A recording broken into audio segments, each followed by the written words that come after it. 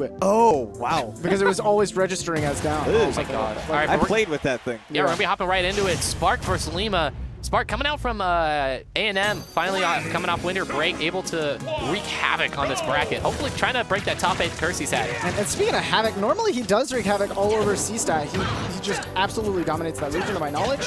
And now he's coming out thirsting for the revenge, taking back DFW roots, you know? Definitely, and Lima here trying to take back that #1 spot, and he's been doing phenomenally so far in these past tournaments, so... Based on this last month and a half or so, it definitely seems like Lima's well set up to do that. Honestly, and it's going to be a question if he can continue that, but right now, SparK running a train on him. Yeah, 97%. I should rephrase, a whole stock taken on Lima so far, and that's something that actually SparK was talking about this earlier. Or he was talking a lot about Sethlon, actually, you know, a Roy that many people are familiar with. He says that Sethlon is so perfect at playing Roy, except that he never goons out, and that's why he's not better than he is. And SparK will absolutely goon out, like you saw. There's a certain level of cheese you have to be a really good player or character in this game, and that's something you see just get used by every top player. Right. I mean, you gotta make them respect you enough to make the silly stuff happen. Oh no, yeah. Because they're like, oh, he's really good. He's never just gonna forward smash here, and then you get clocked into the next stock, and you're like, dang, I really just got played. That stuff has happened to me before, where you just throw out a forward smash and it just works. No, I love dash back forward smashes. Okay, it's a big thing. I did that once. I was playing Karna. I res jump back onto ledge, and I just randomly forward smashed and killed him. He just looked at me. I was like, why would you do that? Why would you do that? And I was like, well, it worked. But So SparK will do that, but I mean, but he's gonna have to do it on his last stock. I mean, while we were talking about, you know, player dynamics and all of that, I mean, there was a solid, like, Lima would do 30-40%, SparK would hit him once. Oh no. That was such good DI from SparK. Incredible. That was absolutely phenomenal. Roy is so fragile off stage, and to not die there is just, that's a note of its own. Yeah. That's one thing that SparK's always been able to do, though. I mean, anything that is limited by your technical skill, he's been able to master. But These technical backers skill is have not been going to so save you good. from Bayonetta off That's stage. Down That's goes dead. the down air. Incredible. I love how well we've seen Lima start using that witch time. Because I remember at the start, we were seeing the Bayonettas get nothing out of it, man. Right, because they used to get babied by it. Oh, no, yeah. You let's used be to be blunt. able to pull off a full 80% combo while they were still in slow motion, but now... It's still, you don't get a lot of time now, It's but still it's still saucy. a phenomenal counter. It's still so yeah. good. Probably Incredible. still the best in the game. Probably. I think.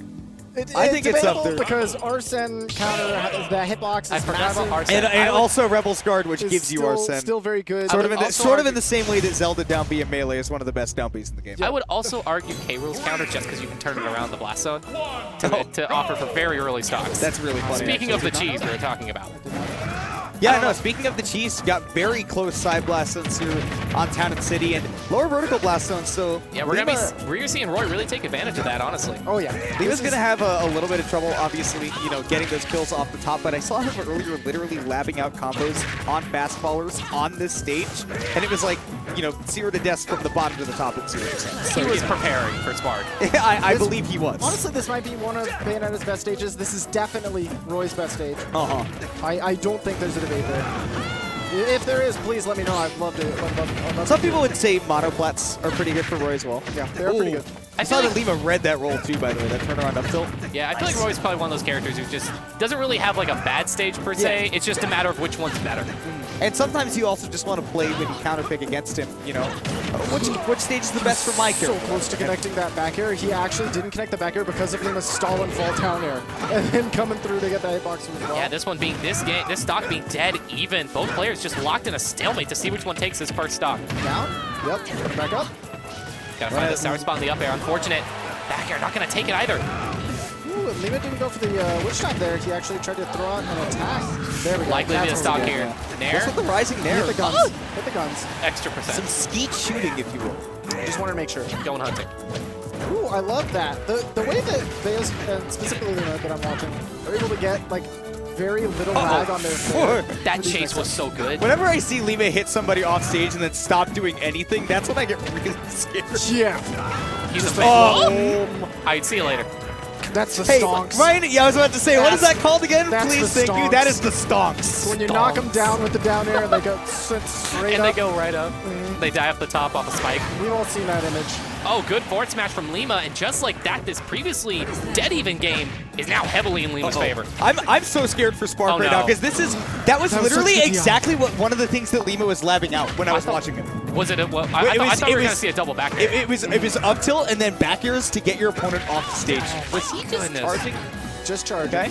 I mean, you're up on full stock. He's at 74. You might as well. Yeah, like, see if what I happens. hit it, I win. If I don't, I take 50%. Nah, who cares? I'll take it. Ooh, jab forwarder, not going to do it. SparK was already committed, though. Gotta find the star spot in the back air, looking for SparK. Still putting the ledge trap, but Lima misses. Yeah, not gonna find SparK's anything. DI has been so good. It's been really good. I've been talking about it a little bit here and there.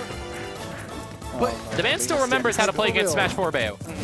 A lot of her stuff, a lot of the DI and SDI is still very relevant in this matchup, even regardless of ultimates. Lower SDI multiplier.